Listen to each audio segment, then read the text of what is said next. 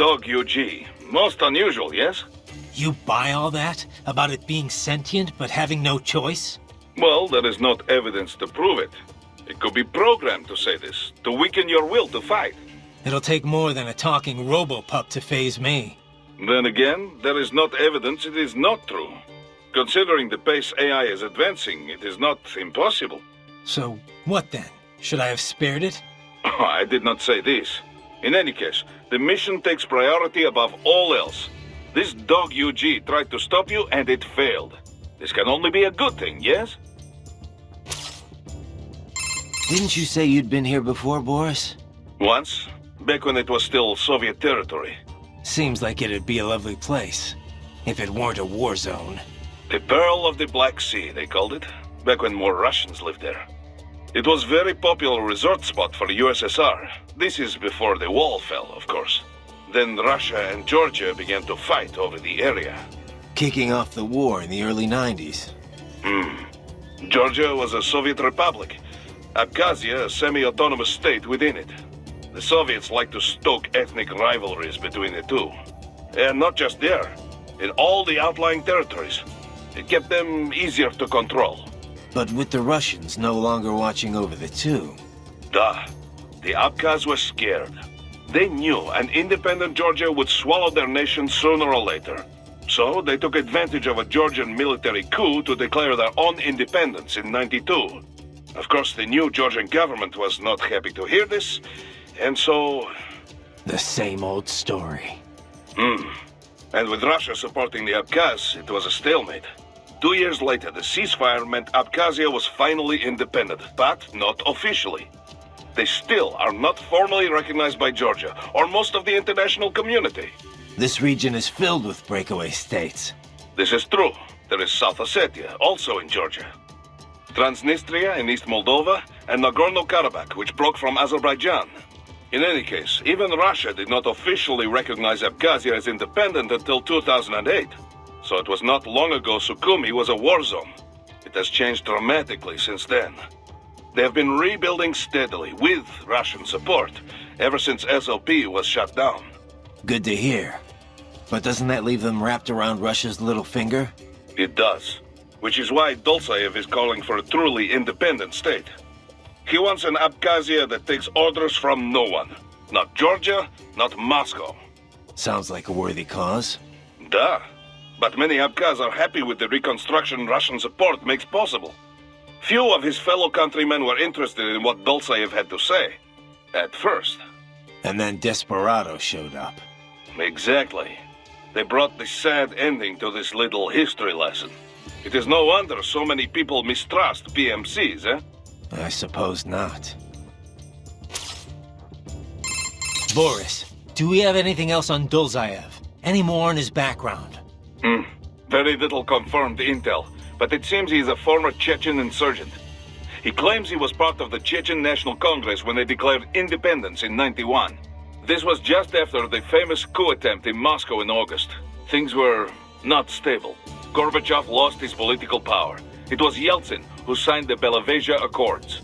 Right. It created the Commonwealth of Independent States. All republics that made up the USSR became independent. The problem is, Chechnya was never a true republic. It was an autonomous state, but still part of the Russian Republic. Like how Abkhazia was an autonomous state within the Georgian Republic. Duh. The same kind of sad story. Russia does not recognize Chechnya as independent. They send troops and the fighting begins. It is said 250,000 Chechens were killed over the 2 wars that followed. 1/4 the entire population. The Chechens were forced to give in, and the war officially ended. But the rebels kept on fighting. Insurgents fled into Caucasus Mountains, formed several factions. They waged guerrilla war on Russia ever since. We think Dolzaev is the leader of just such a rebel group. Sounds like Russia bears some of the blame for radicalizing him and his men. I love my homeland, but she is not perfect. What nation is? Just remember, this could all be smoke. We cannot even confirm Dolzaev is truly ethnic Chechen. Say he is, though. What would he be after here in Abkhazia? Some Chechen militants volunteered to fight for the Abkhaz in their war in the early '90s. But when Russia recognized Abkhazia to keep Georgia in check, they also began funding recovery. Which the Dozaev crowd see as a play to gain influence. But wasn't the Chechen recovery funded by Russia? Da. And many rebels believe this is why their people gave up on independence. Perhaps this is exactly why Dolzaev is here, to alert the people before it can happen again. But if the Abkhaz people are not interested in fighting, his plan could backfire. So in a way, it's Russian policy that brought him here. He thinks he's fighting to make these people free. Whatever his motives, no one elected him and no one gave him a permit for murder. Now that he is allied with Desperado, he is too dangerous to ignore. What was up with that wolf dog, UG? Some pretty freaky shit. Hadn't thought too much about it. Really? I keep wondering, why give it intelligence if you're not gonna let it think for itself? Good question. I mean, I guess it makes sense if it improved combat performance. Now that you mention it, it didn't fight like your typical UG. It felt more like I was facing off against a cyborg. Oh. I guess the added smarts make for a tougher opponent after all. That's not what I mean. It wasn't really tougher than your average UG. More like it was, I don't know, hesitant. It didn't follow through on its attacks either. Guess that's why it was still just a prototype. But then why put it out on the front lines? Who knows? Maybe it was the field test. In any case, probably not the result they were hoping for. One thing I don't understand, Kev. Desperado must be violating all kinds of laws here. Why hasn't the international community gotten involved?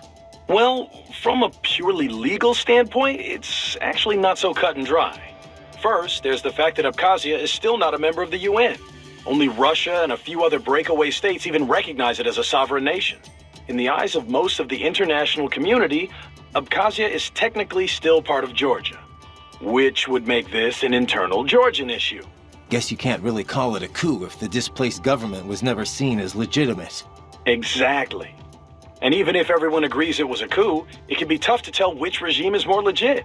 Sometimes you'll see the military topple a dictator and establish a provisionary government, for example. Now, if they confirmed atrocities were taking place, the UN could deploy troops, recognize government or not. Yeah, but they learned their lesson in Somalia. Right. Ever since then, they've been a lot more reluctant to get involved in civil wars. So what about the US and Russia? What's their take on all this? Well, America was never very friendly with Abkhazia or South Ossetia in the first place. And the Georgian government's a regional ally, so the US really has no cause to intervene. Russia wants the old government back, of course. The regime open to their influence. I doubt they'll opt for any large-scale action. Tensions with Georgia are running high already. But you can bet your ass they won't just sit on the sidelines. Boris has got a lot of connections in the Russian bureaucracy. Ex-military buddies. The Abkhaz are officially our clients, but I'm sure it's Russia that chose us. Maybe footing the bill, too. They can't use their actual special forces, so they call us instead. That's the beauty of PMCs. We're not bound by the same rules as state-sponsored military. Other countries would be outraged if the Russians went into places we can go freely. From our side, no state to answer to means we can run things as we see fit. By our own code, no compromises. Then again, there's no one to say our code is what's right. True. And opinions on that change from person to person, situation to situation. But you let your moral compass waver at all in this business, and real people pay the price. Money's always a factor, of course, but when it becomes the factor, that's when you got problems. The Montreux document lays out guidelines for what PMCs can and can't do, but there's no way to enforce it. A lot of people see that as the fatal flaw of the entire industry. After all, that's how we end up with rogue outfits like Desperado. Then again, it's also what leaves Maverick free to go after them. The industry has a bad rep, but it isn't good or bad itself. It's up to the morals of those who work in it. All we can do is what we think is right and try to lead by example. Anyway, sorry, you know how I am about this stuff. I'll get off my soapbox now. Don't apologize. That's exactly why we took this job. Taking Sukumi back is the right thing to do. Agreed. And now, that's all up to you, buddy. We always talk about the Montreux document, but why hasn't anyone made it legally binding? People are trying to, both inside and outside the industry, but it's easier said than done. Even with 17 countries on board, it's still just a set of guidelines. They'd need to negotiate an actual treaty based on that agreement for it to become official. And we both know getting everyone to sign on wouldn't be easy. Yeah. Every government's for regulating PMCs until it restricts how they can use them themselves. It gets complicated when you try to put it all in exact legal terms, too. A treaty would need to distinguish a PMC's home nation, the one it's active in, and the one that contracted it. Then you have the industry itself, which isn't exactly thrilled at the prospect of greater regulation. There's just so many different parties involved, and everyone's got their own motivations. So yeah, long story short, we're a long way from getting anything legally binding anytime soon. Sorry I asked. You know, I almost felt sorry for the little guy. What? That UG? Why? Because it couldn't disobey its orders? Yeah, that, and I don't know, it didn't seem especially interested in fighting you somehow. But was it really thinking on its own? Maybe it was all just an act. Get me to second-guess myself. You could be right. It's just, it didn't seem like just another UG to me. Maybe it's because I'm such a dog lover. That was no cuddly puppy, Courtney. It was a wolf, and a nasty one at that. No, I know. You're right. I didn't mean to sound critical. Whatever it was, it attacked you. You had no other choice. Didn't have much freedom myself, did I? Copy that. Later then? Yeah. You know, our last chat got me thinking about all the problems with PMCs. Oh? You come up with a solution to all our industry's ills then? Yeah. Let's just change the acronym. That's your solution? Just change the name and change the reputation, eh? To what? I know you like private security provider, but that'd be PSP. Private military security? PMS? Well, the Montreux document uses PMSC, right? Private Military and Security Company. A bit more comprehensive. And a bit more awkward too, I guess. Seems like it never really caught on. Yeah, we only use PMSC on contracts or when we're specifically excluding older style PMCs. I guess once a name sticks, that's it. Old habits are hard to break. Right. Besides, I think we're past the point that a name change would do much for the industry's image. I get your point. Though it did work once before. We don't call them mercenaries anymore, do we? By the way, Raiden, we're not picking up any EXIF codes here either. They're all unaffiliated. Makes sense. We're enemies. Desperado's EXIF code won't match ours, and vice versa. How much do you know about how EXIF works? Not much. Just that it comes up as a positive match for friendlies and unaffiliated for anyone else.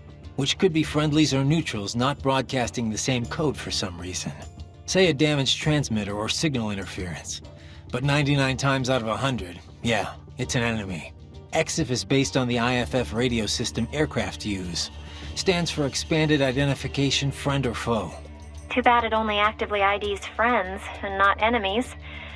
But I guess asking troops to broadcast, "Hey, enemy here, kill me," would be a bit much. Telling friends and enemies apart was always a problem in the air, but it's gotten tricky on the ground too. Especially in the war on terror, with all these PMCs and multinational forces mixing together. The US Army experimented with infrared patches to ID allies. They'd show up in night vision. Then SOP came along and offered a more efficient method? Right. SOP's gone now, but its ID protocol is still used all over.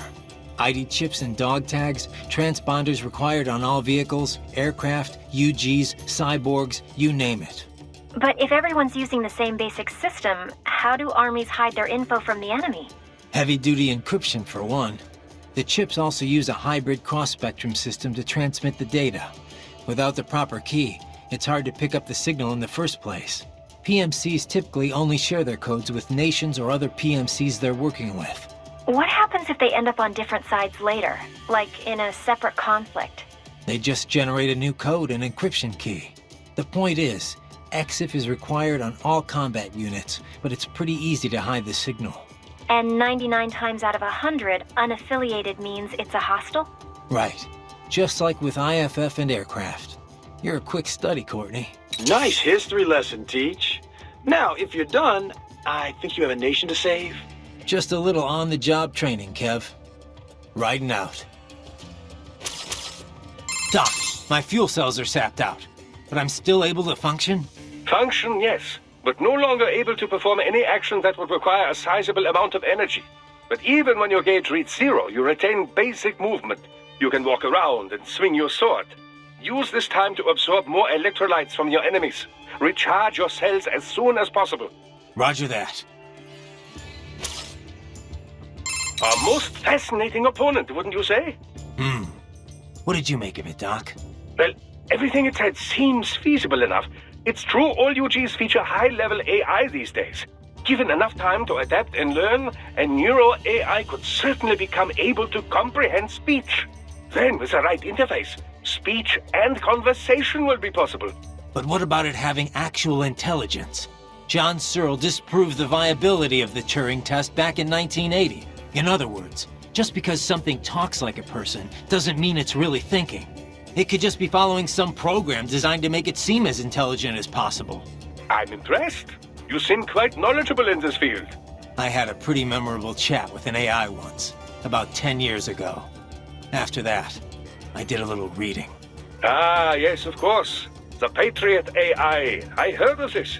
Was it actually intelligent, or just programmed to pretend? I'm still not sure. I suppose it depends on how one defines intelligence. For example, many term chess-playing AIs and such as having sectional intelligence. Some in the field believe that sentience or self-consciousness is a necessary part of the definition. When you ask if this UG had intelligence, I suspect this is more your criteria? Yeah, of course. Then you could ask, how do you define sentience exactly? And on and on and on. Indeed. These terms can indicate a wide variety of meanings depending on one's understanding. Perhaps it is less important to ask if the AI was intelligent or not than to ask how did the AI operate. After all, labels are useful only when they further pursuit of the truth.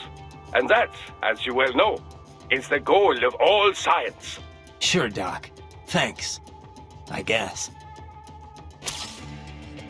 Doc, that wolf UG. You think it's possible to repair it? Why do you ask? Just curious. Well, normal brain tissue degrades starting approximately 3 minutes after the heart stops. With neuro AI, however, the spin of the internal electrons is retained even after electric power is cut. Assuming there is no damage to the actual AI hardware itself, yes, repairs should be possible. Okay. Whatever state it is in, I would certainly appreciate it if you could bring it back with you. I'll see what I can do. But the mission takes priority. Of course. I would never suggest otherwise. But let's just say this thing is what it claimed to be. You think there are other intelligent UGs out there? Because if that's the case, I've got a feeling future missions are only gonna get rougher. Indeed.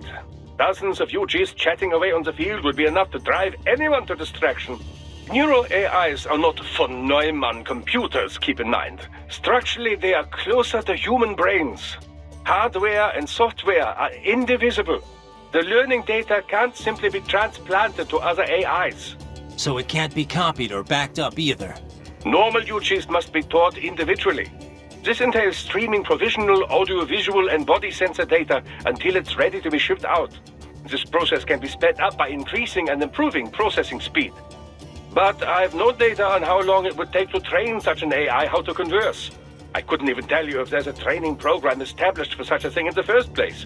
If it is indeed a prototype, it likely learned and honed its skills via the process of trial and error. So it's unique. I cannot say with certainty, but I have not heard of any UG like this before. I would imagine that it was telling the truth when it called itself an experimental prototype. There may be others. Or perhaps it's the only one in existence. Glad we narrowed that down, then. My apologies, Raiden. I realize we never concluded our discussion on carbon nanotube muscle fibers. Didn't we? CNT drove major innovations in the field of cybernetics, not to mention unmanned gears. As I'm sure you are aware, Walker-type UGs require numerous linear actuators in order to function. Previously, organic polymers or cultivated muscle cells were used to that purpose. But the advancement of CNT technology allowed for comparable power in a far more compact package. This meant the same size UGs could be equipped with even greater firepower. Take the redesigned Metal Gear Ray, for example.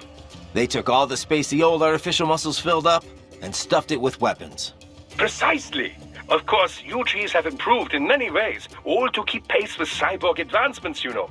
After all, the original Metal Gear program was designed to unite infantry and weaponry. As an evolution of this concept, the UG is now in direct competition with the cyborg.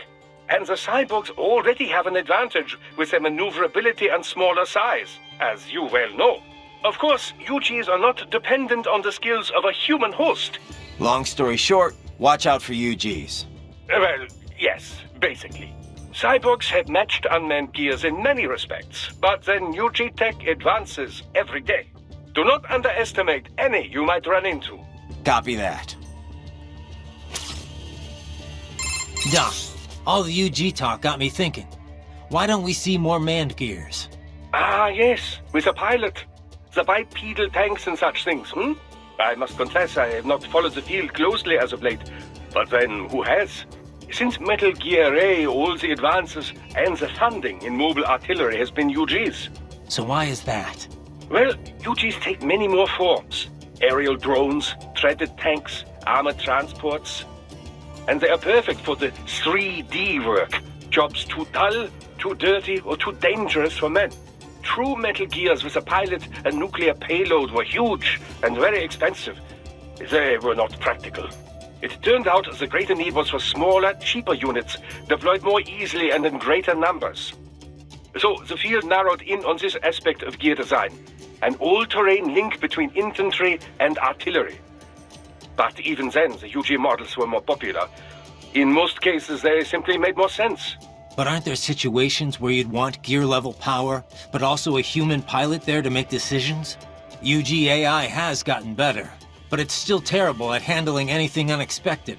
But Raiden, this is exactly the role the cyborg has taken. On the manned gear, any advantage of a cyborg in offensive power comes with a matching increase in size. This makes it so large as to no longer be practical for most infantry missions. Conversely, the smaller models are so close to cyborgs that, well, what is the point? Cyborgs are smaller, cheaper, more nimble. Precisely. Perhaps soon we will see the cyborg take the place of the UG, as the UG has done to the manned gear. What, with wings? Scooting around on wheels? Why do you laugh? It is the logical next step to have a human brain integrated into a tank or a plane. Now you're getting into some B-grade sci-fi territory, Doc. Oh, but it is all quite possible, I assure you. Just consider the possibilities. A humanoid frame for everyday life, yes, but the brainstem can be easily extracted and inserted into whatever chassis best suits the mission. So, yes, I suppose the paradigm could be flipped on its head. As UGs become smaller and smarter, they could begin to fill the cyborg's role. They will come to resemble them more and more in form and function, no doubt. I suppose at some point they will no longer be UGs, but androids. Glorious! One thing about fighting these cyborgs, Doctor, it's strange in a way. Oh? How do you mean? I can slice them to pieces, and with all their pain and emotion suppressed, they don't feel a thing, at least against SOP troops. You never forgot they were real people. But these cyborgs, it starts to feel like I'm taking on unmanned gears, robots, not living, breathing men. Intriguing. Tell me, does it help assuage the natural feelings of guilt? There is no reason to avoid this topic. Man has wrestled with it as long as there has been war. Guns were a huge step, of course, as it became easier to take a life, physically and mentally. Then, destroying a tank or airplane, where you no longer had to see your enemy's face as he perished. Eventually, remote-controlled drones further distanced the killer from his victim, much like the video games. I suppose cyborg soldiers could be seen as yet another step in dehumanizing death. Maybe. I do feel like I could forget I'm taking the lives of real people here. Well, under normal circumstances, you wouldn't necessarily be taking their lives, strictly speaking. So, as long as the brain is supplied with oxygen, a cyborg can survive most anything, even if respiration is disabled. An emergency supply of liquid oxygen would remain in the bloodstream. The cyborg would enter a state of hibernation, yes. But so long as the brainstem were retrieved intact, it could be attached to another body and revived. That's how the two Gemini survived. The Gemini? Ah, yes, the twin cyborgs from the motorcade. But Desperado cyborgs are different. Physical self-destruction is a fail-safe security measure. In any case, it is unfortunate that Prime Minister Mane was human. Perhaps if he had been a cyborg, he might have survived as well. We'll never know. Besides, a robotic prime minister? I doubt anyone would accept that. Inside or outside the country. Yes, I suppose fear always does trump logic when it comes to the general public. Exactly. Bryden, something I meant to ask in our last chat. Did you consider opting for emotion restraints? I can understand one might be leery of the procedure, but it is all perfectly reversible, I assure you. You could implement them for a mission and then do away with them as soon as it was over. I'll pass, thanks.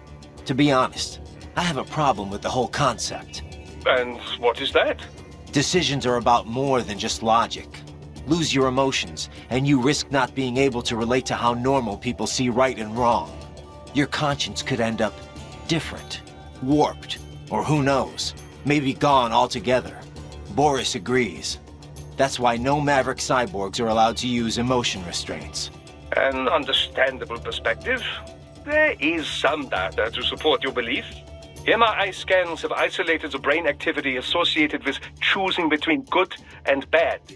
Mostly in the dorsolateral prefrontal and central orbitofrontal cortexes, to be precise. But this entire area of the brain is known to process emotion, not logical thought. It would seem to support the idea that emotion indeed plays a role in values-based decisions. Well, there you go. But another argument can be made, that it is emotion that sparks human conflict in the first place. All the great wars, all the great atrocities, would they have happened if not for emotional decisions? Maybe not. But we can't just ignore the world view of most of the planet. We don't exist in a vacuum here. To most of the world, a PMC operating on its own guidelines would be like a terrorist organization. They'd say we used brute force to impose our strange values on others. And they'd be right. Yes, well, you have a point. Abuse of emotion restraints has become a hot topic. Suppressing fear tends to boost aggression, which has led to cases of excessive violence. True, achieving the right balance is difficult. But on the other hand, it makes it possible to intentionally make people more aggressive. Even a child can become a bomb just waiting to explode. Yes, it is very likely that Desperado is employing just such a technique. Most impressive, Raiden. Yeah, gonna have to do a lot more than float around like that to beat me. Indeed, indeed. So, now you are in Sukumi Old Town. Pretty much still the same as after war in 1990s. Looks like it. Make your way through town. You'll need to pass through an abandoned hotel to reach the hill. The hotel is serving as headquarters for cyborg forces patrolling the new city. Sounds like a blast. And why exactly am I walking right into enemy HQ? Well, it's not a stealth mission, eh? Striking them will weaken their entire forces. Besides, we don't want them stabbing you in the back. All right. At least I'll get to top off my electrolytes. This is the spirit. Trust me, it is easier than knocking on refinery front gate. Raiden, let's recap your route. Shoot. First, continue down the road you are on. An abandoned hotel is up ahead. This road ends at the hotel. Enter and you should be able to reach a hill from the roof. There are more Soviet ruins past that hill. Get through there and you will reach the rear of the refinery. Head for the hotel roof. Got it. Boris, any idea where they're getting the money to fund this operation? Assembling this many cyborgs can't come cheap. Not to mention getting them all here. There are two questions we have about the money. Is Dolzaev paying Desperado out of his own pocket? And if not, then who is? Duh. We do not know size of Dolzaev's war chest, only that he has some funding. Insurgent does not always mean the dirt-poor guerrilla with the hunting rifle and homemade bomb. Some rebel groups are very well funded. In Arab oil nations, for instance. Right. They have benefactors who share the same ideology. Mm-hmm. There is also a chance some other party is backing Desperado directly, creating conflict for their own reasons, like the Patriots used to. Many groups stand to profit from wars, yes? Not just PMCs. Arms maker, contractor. Perhaps it is this kind of corporation behind them. The oil interests alone could make billions here. Duh. Already this violence so near the Abkhazia-Sochi pipeline is affecting markets. An interruption in the pipeline would shift the balance of power between the world's oil giants. Whether it's Dolzaev's goal or no, many groups stand to gain a lot of money from this mess. Raiden, I've been thinking. What Sundowner said. How peace in Africa was a problem for him. Do you remember? Yeah. Doesn't sound like somebody fighting for an anti-Inmani faction, does it? The Prime Minister definitely had his detractors. Anyone in that position would. But he listened to them, treated them fairly.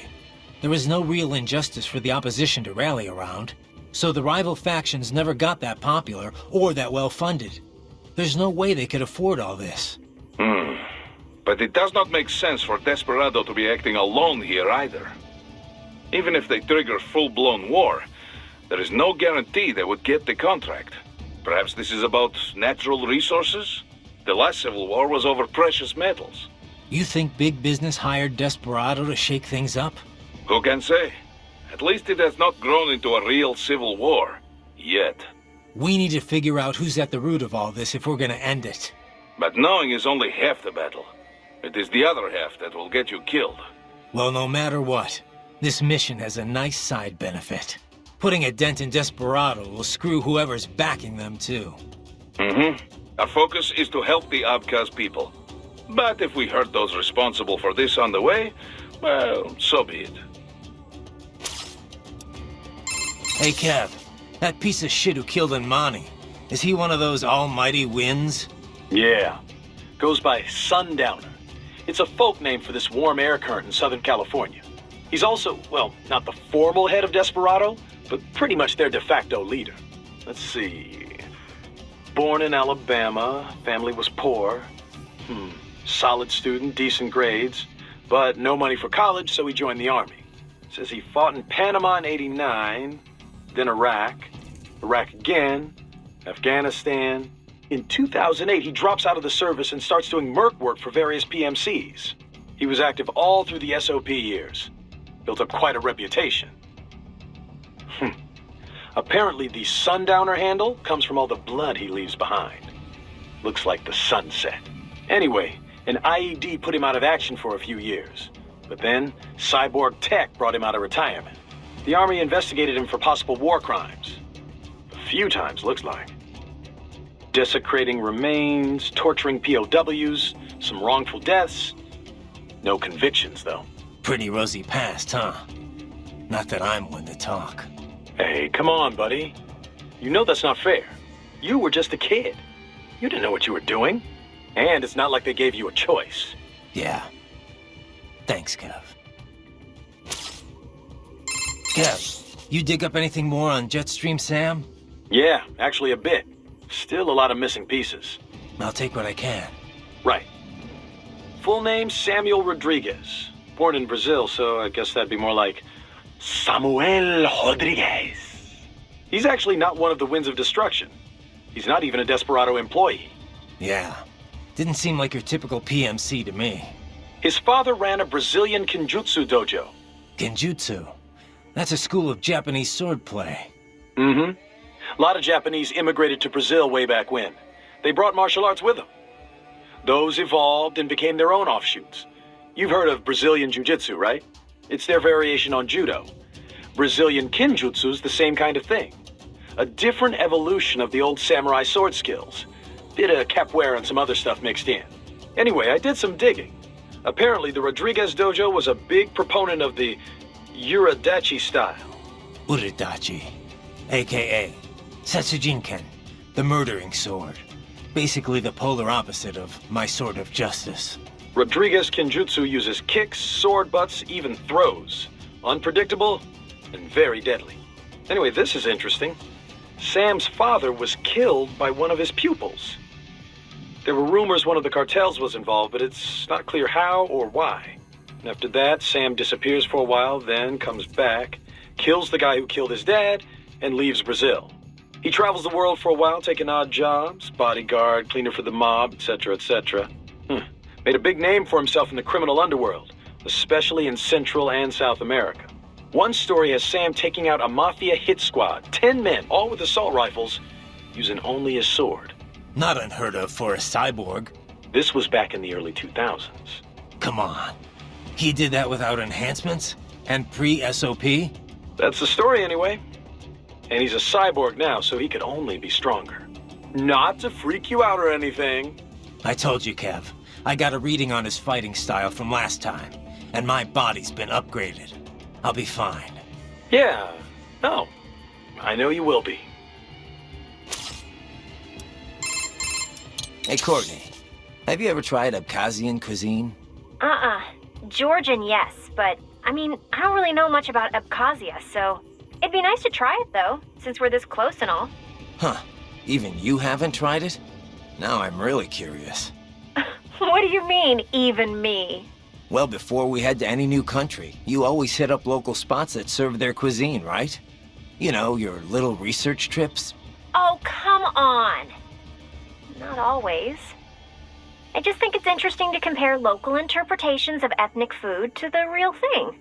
Plus, it's a great way to get familiar with a big part of any nation's culture. That's all. Okay. But no time for research this time around, huh? Well, like I said, I've had Georgian food before. And most of the Eastern Bloc sees Abkhazia as just another part of Georgia. But yeah, really tasty. They had this incredible cheese bread. And the wine. Georgian wine is famous after all, though I hear you won't find it in Russia. They say most Abkhazian cuisine is closer to Turkish food than what you'll find in the rest of Georgia. Apparently only their wine resembles what they serve in Georgia. How are things back at Control, Courtney? Things? Things are fine. Same as usual, I guess. Russia is... Russia. Not that I've left HQ much to see anything, really. No concerns about security? Isn't that a civilian airport you're stationed at? Sochi International, yeah. But we're fine. We have our own cyborg detail on the job. Plus, any trouble and we can just take off. Literally. One of the perks of housing your HQ in a giant transport plane, I guess. No, if anyone wanted to mess up this op, they'd have a much easier time coming after you directly. I'm not so sure. Have you seen this new body in action? It's amazing. It's ready for anything.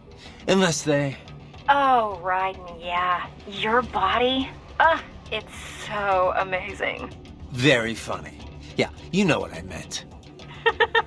Oh, is it getting hot in here? Or is that just your body in action? All right. If you're done, I'm going to get back to the mission.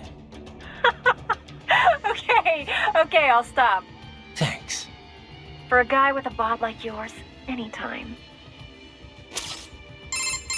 By the way, I picked up something interesting on that tilt rotor back in Africa. Desperado's getaway vehicle? What do you got? I traced its registration. It comes up as a, get this, mail transport, a Somali civilian helicopter. Not even the right type of aircraft. So the registration is fake.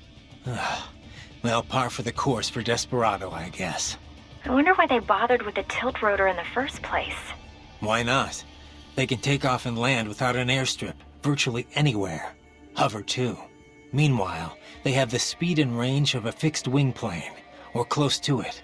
And they're quiet. You don't get all that BVI noise from the blades like with a normal copter. Aren't they more accident-prone, though? They were. Used to call them Widowmakers. The rotor tech is really complex. There've been a lot of mishaps over the years, but each one's helped perfect the design. These days, they're as safe as any other aircraft, helicopter or fixed wing. Most of VTOL's bad rep is left over from the thrust vectoring jets of the past. Ah, no wonder you know all this. Says here you took down a Harrier once. Wait, by yourself? Well, I did have a rocket launcher. Wasn't so tough while it was in hover mode. I bet you're just being modest. Must have been a pretty crazy op you were on. You don't know the half of it. That was a hammerhead, right? I know it's the first canard rotor wingcraft to go into general use. Mm-hmm. Capable of taking off vertically like a helicopter with a fixed wing mode for speedy flight. A jet nozzle on the rotor provides the propulsion that spins the rotor and keeps the craft hovering. During flights, the rotor is fixed, becoming the craft's main wing. The tail wings and canards, the wings on the far front, provide lift while the craft is changing modes. Pretty wild. And the hammerhead's the only one out there. The design began as DARPA-funded research. The craft they designed could take off and hover well enough, but they could never figure out how to handle going over the fixed wing. The project was cancelled in 2006, but AT Corps apparently picked up where they left off. Sounds like a troubled development. But worth the effort. Unlike a helicopter or tilt rotor, the machinery spinning the rotor is exceedingly simple. Not only does it cut down on weight, but maintenance is made easier. In fixed-wing mode, it is no different from any other jet aircraft, giving it a decisive speed advantage. I must say it's well suited as an escort to a tilt rotor, too. I can see you're a fan. Oh, I'm a fan of anything imaginatively designed. As a scientist, it pushes all my buttons, one would say. In terms of innovation, it shares a great deal with the Triebflügel, a World War II-era German concept craft. It, too, utilized the tip-jet concept. Doesn't look like it has any business being in the air, though. I'd be kind of nervous riding in one. Oh, but that's just what would make the ride such fun, no? I'm a firm believer in the case for more pie-in-the-sky experimentation like this. We live in an age of UGs, after all. We don't even need test pilots. No one's gonna get on if it crashes, Doc. Hey, Doc. Kev mentioned a lot of the high-ranking military were brain-jacked. Can you give me any more on that? Well, it is not my area of expertise, but I have working knowledge of such matters, yes. Much of it is similar to cybernetics, you know. Makes sense. A cyborg's frame is reading signals directly from the brain. Indeed. Brainjacking employs nanomachines to stop these signals from reaching a normal body. The pilot can then substitute their own signals and control the victim. They can govern all motor movement, but not the victim's thoughts. It is not mind control. More like a puppet. The subject will not move on their own. The pilot must send control signals. You can't just implant an idea like a hypnotist. Precisely. You must manipulate them directly. Now, there are several methods for doing this. The pilot can act out the desired behavior and send the resulting electric impulses in real time. For example, the master raises his right hand, the victim does the same. The master says, Arschgeige, and the victim does as well. Yeah, I get the idea, Doc. Another method is to set an AI in control as a victim. Less convincing, but less labor-intensive.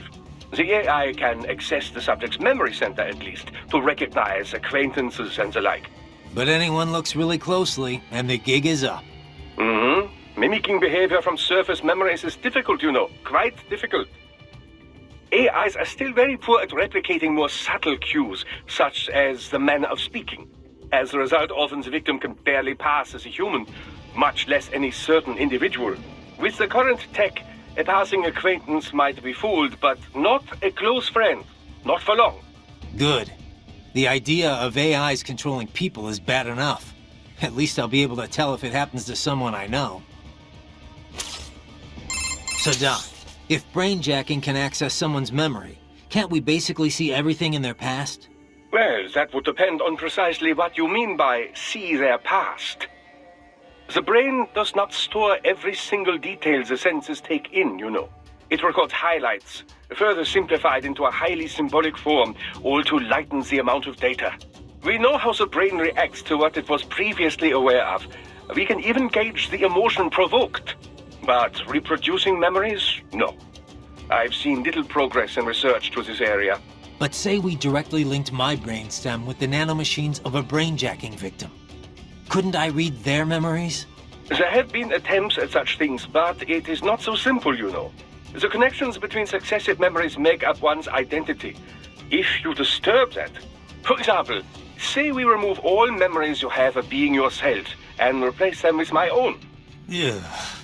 You would feel you was a great Dr. Wilhelm Vogt. You would behave very similar to how I do. However, what if instead you kept your own memories and we added mine to them? You would feel you are both Raiden and Wilhelm Vogt. Suddenly your memories would not lead one to the next. You would be confused, disoriented, without a sense of which man you were, and thus how you should behave. So, you see, the very concept is not practical for most military applications. In trying to read an enemy's mind, you would, in a sense, become that enemy. You wouldn't know which side you were fighting for. Precisely. Cyborg memories are completely different, of course. A cyborg's visuals are often monitored by outside parties, much as we do with yours. This visual data can, of course, be recorded for later analysis.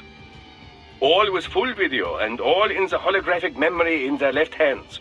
So you can just sit back and enjoy the movie? Well, it's not always recorded, mind you. And even then, there's the issue of locating the desired data buried inside all that video. You might need to comb 10 days of recordings from 10 cyborgs to find a single person or document. That is 100 days of work. Even replay double speed, 50 days. Can't you automate the search? Of course. You can flag any time a certain face appears or if certain words are said. But the process is not perfect, and it still requires time, you know. Besides which, often one doesn't know what they are searching for until they find it. But should you ever require a search through your memory, Raiden, I would be happy to assist you. Yeah, for a modest fee, I'm sure.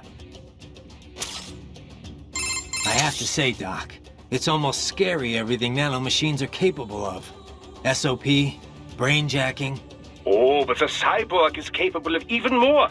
You think? I do. With nanomachines.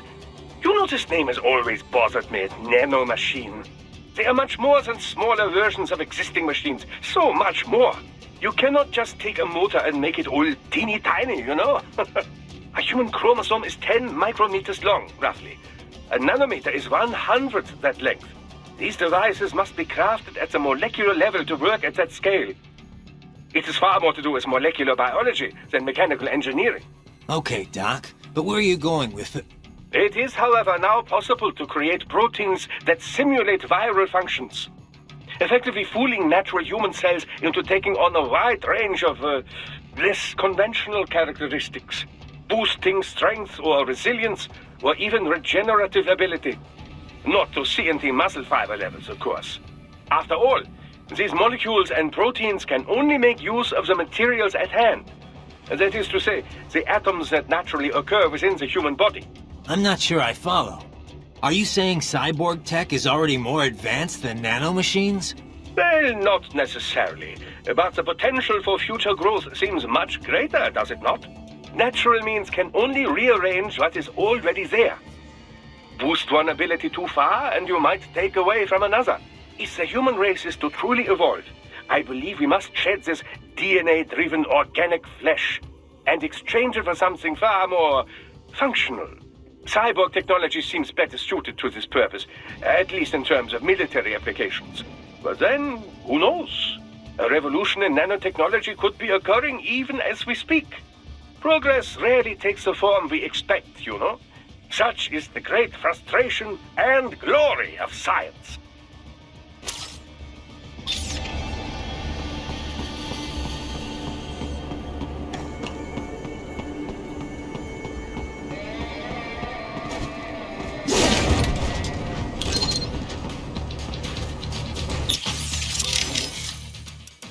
Looks like Desperado brought some sliders.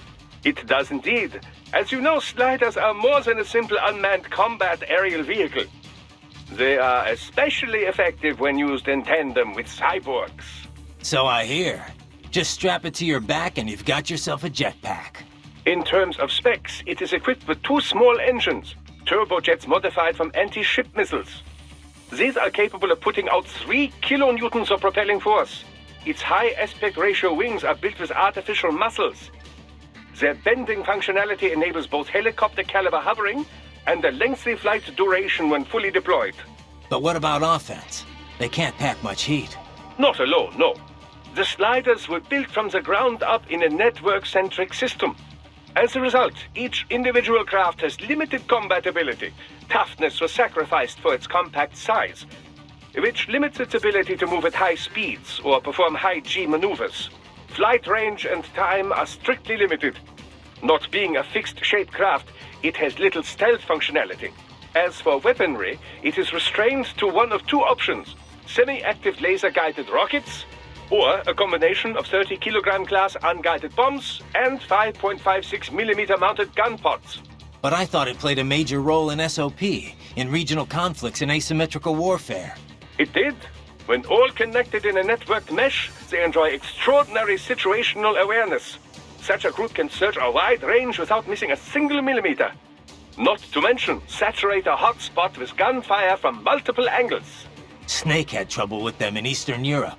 But their most attractive feature? How inexpensive they are to manufacture. Unthinkably so, in fact, back in the age of manned fighter jets. It's no surprise PMCs use them so often. Yeah? Well, they're gonna have to spend a lot more than that to stop me. With your legs, you can probably reach a slider even when it's up in the air. They have nearly no armor at all. Get close enough, and chopping them down should be simple. Boris, I got a visual on Dolzaev and Mistral. Looked like they were arguing over something. Mistral's heading up the force at the refinery, correct? We're sure on that? Yes, but I'm not sure how good a commander she is. As a fighter, talented, yes, I know, but... Well, neither one looked very happy. Maybe she'll withdraw. Oh, I doubt that. She may not like him, but she will follow her orders. She is just the leader on the ground here, I think. Someone else is calling the shots behind cover. All right. But what's the end game here? Say I die and we can't stop them. Then what? Are they even capable of forming a real government? Do they think the people here would support Dolzaev? Good questions, Tovarich. History shows it is a much easier thing to take a government than to keep it. An unpopular regime can only ignore the will of the people for so long before they rise up. And trying to do all this with PMC soldiers? Difficult. And very, very expensive. Someone else must be bankrolling this for their own reasons. Someone with very deep pockets. Who stands to benefit the most from all this? Most likely someone with an interest in that refinery. The plant has pipelines connecting with Sochi in Russia and Supsa in Georgia. Crude oil from the Caspian Sea is refined in Sukhumi and then sent on to Russia. Oil. I wonder if Dolzaev knows he's being used. Then again, I wonder if he'd even care. What do you think Dolzaev and that woman were discussing? Even your ears could not catch it, huh? No. Even enhanced hearing doesn't help when it's too far for sound vibrations to travel. A pity they were outdoors. We could have deployed laser surveillance unit if they were inside, near window. Yeah, maybe if conditions were perfect. I'd have to be lined up just right to get the beam directly in front of the glass. And there's the problem of noise, too. Duh, true enough. Anyway, not much point talking about it now. Better I just head over there and wrap this up. Of course, of course. I only wonder because I have no idea what Dolzaev is thinking. The more intel we have, the better. Relax, Boris. Once I take out Mistral, the rest will be easy. Let us hope so. Boris, any idea where they're getting the money to fund this operation? Assembling this many cyborgs can't come cheap. Not to mention getting them all here. There are two questions we have about the money. Is Dolzaev paying Desperado out of his own pocket? And if not, then who is? Duh. We do not know size of Dolzaev's war chest, only that he has some funding. Insurgent does not always mean the dirt-poor guerrilla with the hunting rifle and homemade bomb. Some rebel groups are very well funded. In Arab oil nations, for instance. Right. They have benefactors who share the same ideology. There is also a chance some other party is backing Desperado directly, creating conflict for their own reasons, like the Patriots used to. Many groups stand to profit from wars, yes? Not just PMCs. Arms maker, contractor. Perhaps it is this kind of corporation behind him. The oil interests alone could make billions here. Duh. Already this violence so near the Abkhazia-Sochi pipeline is affecting markets. An interruption in the pipeline would shift the balance of power between the world's oil giants. Whether it's Dulceev's goal or no, many groups stand to gain a lot of money from this mess. You get all that, Kev? The woman with Dulceev. That's Mistral? Yep, the only female member of the Winds of Destruction. The name is from a cold, dry regional wind in France that blows from the Alps down to the Mediterranean. She French? Yep. Born in Algeria, though. It was a French colony until they declared independence in the early 60s. Haha, but you already knew that. Yeah. They were the last French colony in Africa. You know your history. Plenty of French colonial families still live there. Pied Noir, they're called. I've heard the term. The main character in that Camus novel, The Stranger, was one. You also find a lot of Algerians who've immigrated to France, although they put a stop to that a while ago. Yeah. A lot of European countries seem to be clamping down on immigration lately. Mistral joined the Foreign Legion to get her citizenship. A woman legionnaire? And not the first. There was one that served in the North Africa campaign during World War II. Anyway, Mistral's been doing PMC work ever since her Legion discharge. We're not sure why she went cyborg. She's officially leading the force at the refinery, but she is also a combatant. I don't have anything on her combat style, but do not underestimate her. The Winds of Destruction are trained killers, all of them. They didn't let her in because of her looks. I don't need a reminder. I won't let my guard down. Yeah, but, speaking of her looks, she's got, well, a couple of, huge... Look, just don't get distracted, okay? Sounds like you should take your own advice there, Kev. So, Kev, what exactly goes on here, anyway? I mean, obviously refining oil, but what else involved with that? How careful do I need to be? Skip that week in science class, huh? All right, how much do you know already? Just the basics. They take crude and refine it into gas and stuff. Other usable fuels, right? Well, yeah, and stuff. Kerosene, liquefied petroleum gas, naphtha, jet fuel. Naphtha? The raw material for ethylene, which is then the raw material for polyethylene and other plastics. Crude oil's used for a lot more than just fuel, you know. These days, it's the core component of just about every chemical product. Okay. Crude contains a lot of molecular hydrocarbons and impurities. The refinery distills and extracts these hydrocarbons at their different boiling points. Once the impurities are removed, what's left can be used to make gasoline and so on. Right. So, pretty much exactly what I said in the first place. Oh, well, if you know all this already, I guess we're done here. I could use a bit more detail on... All right, cool then. Kevin out. Hey, Kev. You have anything on that sword Sam was using? Didn't seem like your garden variety high-frequency blade. It's not. It's a samurai sword. The real deal. 16th century make, handed down in his family ever since. Sam had it recast as a high-frequency blade. Doesn't say by who. Is this something I need to worry about? Maybe. You know the basics of sword making, right? The harder the metal, the better it cuts, but also the more brittle it is. So a sword's gotta be sturdy, but also just pliable enough to absorb shock without breaking. Walking that line, striking that balance, that's what makes sword crafting an art. Japanese swords fuse different types of iron, each with different amounts of carbon. Different levels of flexibility, in other words, so the blade can be tough and razor sharp. And that gets multiplied when the sword gets the HF treatment? Yeah.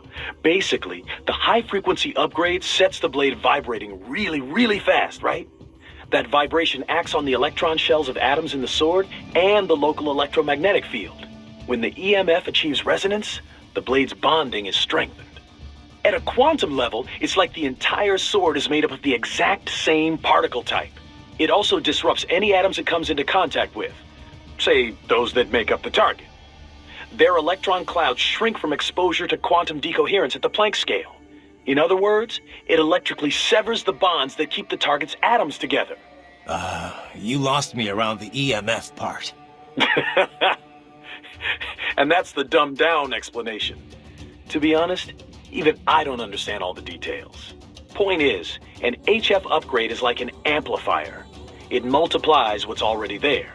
So Sam's badass blade might give him the edge. I mean, you know what I mean. The original sword was really that good? Sounds like it. Says here it's a Murasama blade. Murasama. Sounds familiar.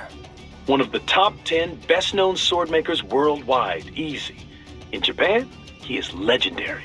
They say his swords thirst for blood, that they choose who will wield them, you know, that sort of thing. Ooh, now I really am scared. I know, right?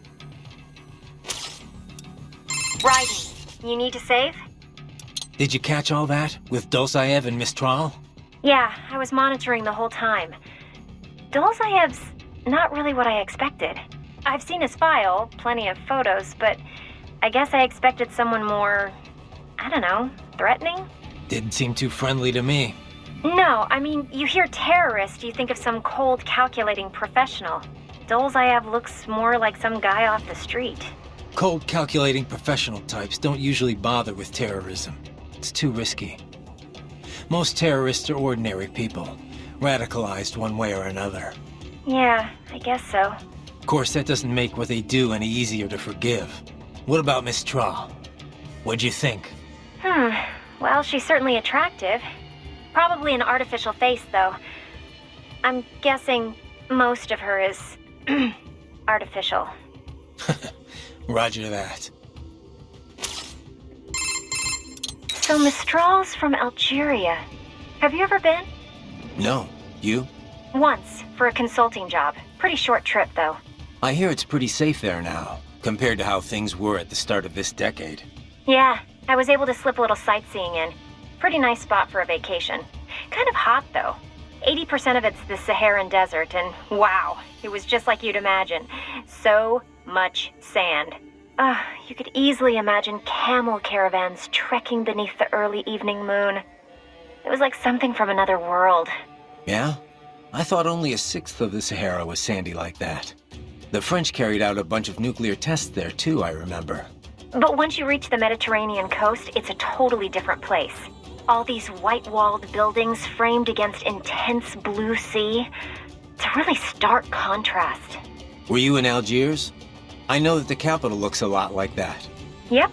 The local cuisine's totally French-influenced. I'll never forget this one lunch near my hotel. A baguette sandwich and a café au lait. Simple and simply unforgettable. Oh, there were a bunch of sweet shops in town, too. High-quality European candy, but so cheap. Sounds like you ate your way across the country.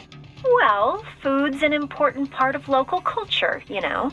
Oh, and speaking of which, the seafood. I didn't expect to see Mediterranean fish in African cuisine, but it was also fresh and flavorful. They'd fry up small fish whole, then drizzle them with lemon juice.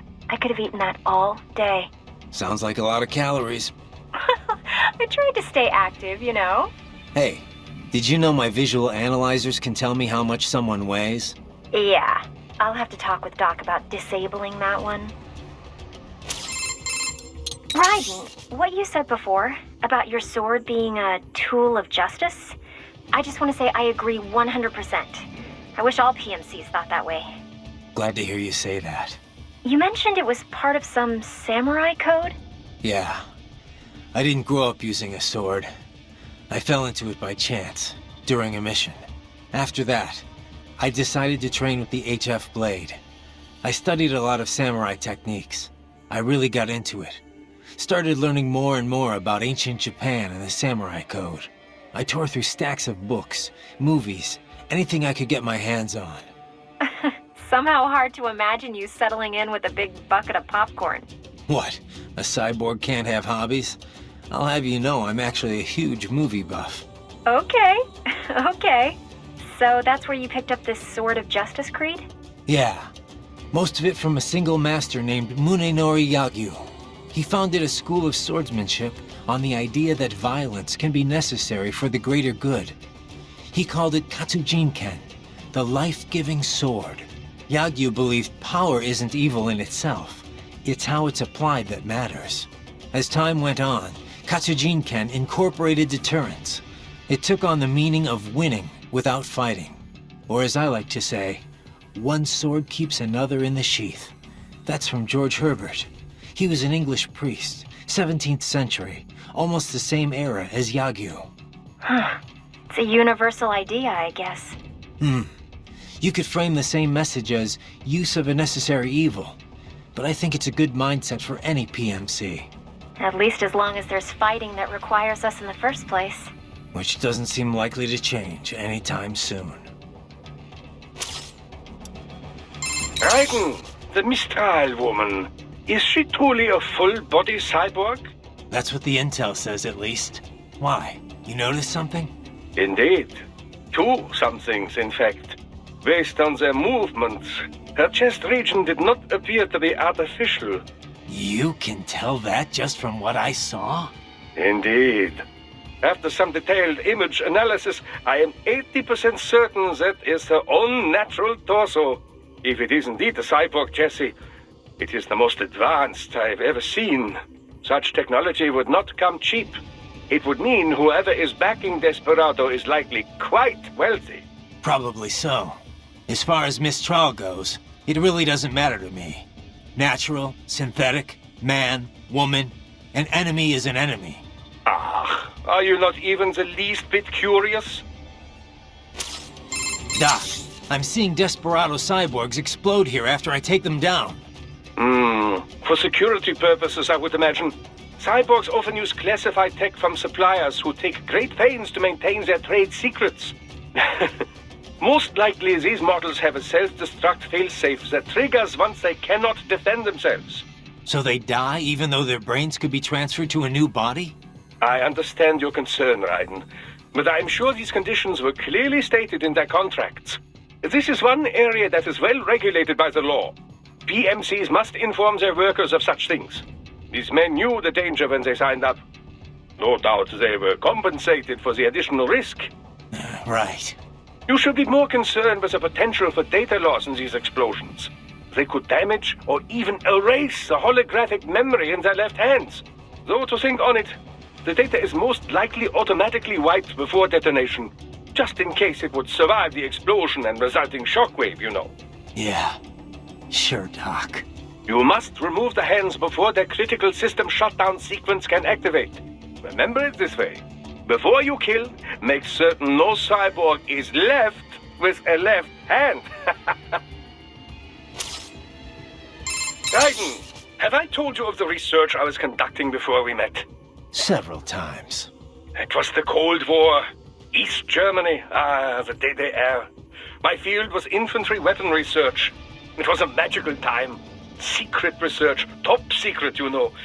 All for the Soviets, but so exciting. I was free to explore wherever my findings took me. I never had a budget request refused. Not once. I was young then. Working, always working. Most nights I would sleep under my desk, you know. Call it nostalgie, but East Germany wasn't so bad. Nostalgie being German for East nostalgia, of course. Of course. Yes, the bureaucracy had its problems. But my colleagues, the discoveries. Ah, well, in any case, after unification, they suddenly shut down our entire facility. Everything I'd worked for, my job, my research, poof, gone just like that. Sounds rough. I've often said I would be a homeless vagrant if myoelectric prosthesis hadn't lent me a hand. Artificial limbs were crude props then, you know, designed only for appearances. They were hardly functional. If you lost an arm or leg, you were disabled, and that was that. The key was running actuators based on electromyography signals from the skin's surface, of course. This enabled a great range of movements, even more so than a natural limb. It was then I realized my knowledge of robotics and engineering could come in handy. So, I contacted a prosthesis laboratory in Dortmund, and I was hired immediately. Patents filed in my name made quite a bit of money, you know. Soon I was made the head of my own lab. And that's when you started filling orders from PMCs. Indeed. From contractors who'd been referred by their employers, to be exact. Workers from your industry quickly became our best customers. We were flooded with orders. But my field was never full body conversions. You can imagine my surprise when Boris contacted me. Yeah. Our previous cybernetics maintenance guy went into hiding. But I built on my knowledge and now consider myself an expert on all cyborgs, both partial and full body. Glad I could help with your on-the-job training. Seriously, though, We're lucky to have you on board. Yes, I should think we have both benefited from our arrangement. Which reminds me, do not forget our other arrangement. The cyborg's left hands, if you would. Got it.